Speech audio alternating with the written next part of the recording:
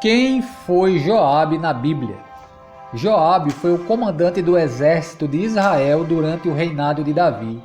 Joabe era filho de Zeruia e irmão de Abissai e Asael. Portanto, Joabe era também sobrinho de Davi, pois Zeruia era meia-irmã de Davi.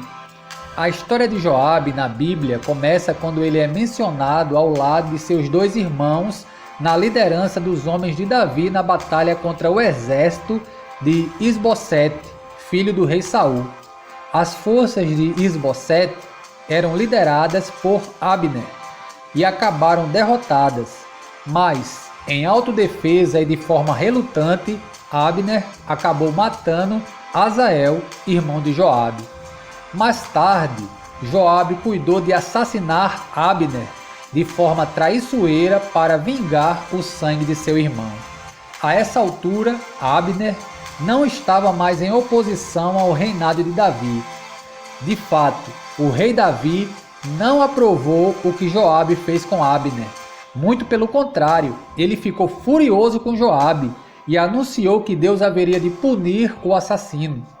Sem dúvida, o crime de Joabe deveria ser reprovado. Inclusive, ele assassinou Abner em Hebrom, que era uma cidade de refúgio. Por tudo isso, Davi lamentou a morte de Abner, a quem considerava um grande homem. A história bíblica mostra que Joabe foi um comandante muito habilidoso e influente em Israel. Ele venceu muitas batalhas à frente do exército de Davi.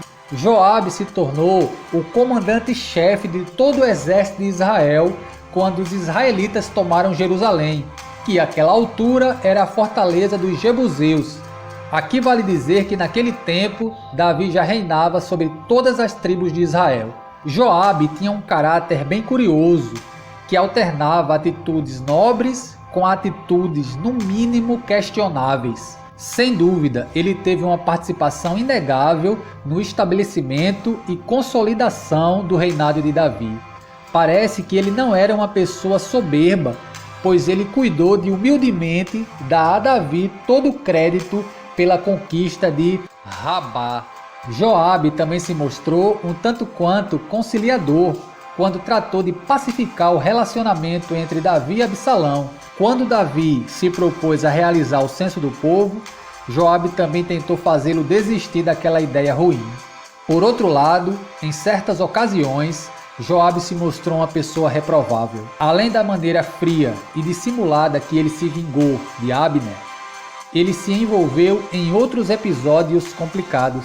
Ele não hesitou em fazer valer o plano pecaminoso de Davi para matar Urias, o marido de Betseba. Depois da revolta de Absalão, o mesmo Joabe que tentou conciliar pai e filho foi também o responsável por matar Absalão, mesmo após Davi ter dito expressamente que a vida de seu filho deveria ser poupada.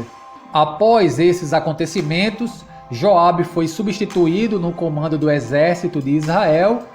O rei Davi colocou Amasa em seu lugar, mas quando Amasa falhou em conter a revolta de Sebá, Joabe aproveitou a oportunidade para eliminá-lo. Na sequência do relato bíblico, não há mais muitas informações sobre Joabe, mas parece que de certa forma, durante um tempo, ele recuperou seu prestígio com Davi. Os últimos anos de vida de Joabe não poderiam ter sido piores. Quando Davi já estava nos momentos finais de seu reinado, Joabe não foi mais leal aos propósitos do rei. Juntamente com Abiatar e outros líderes, Joabe apoiou a tentativa de ascensão de Adonias ao trono de Israel. Essa postura de Joabe foi infiel, pois Davi já havia indicado Salomão como seu sucessor. O fato de Joabe ter apoiado o lado errado da disputa pelo trono de Israel acabou, no final das contas, contribuindo para o fim melancólico de sua vida. Quando Salomão ascendeu ao trono, Joabe fugiu para Gibeão a fim de tentar se proteger diante do altar no santuário. Então o rei Salomão ordenou que Benaia o matasse, para que não recaísse sobre a casa de Davi o sangue que Joabe derramou injustamente, em referência aos assassinatos de Abner e Amasa. Benaia cumpriu a ordem do rei Salomão e matou a Joabe. que foi enterrado em sua casa no deserto. O próprio Benaia assumiu o lugar de Joabe no comando do exército de Israel.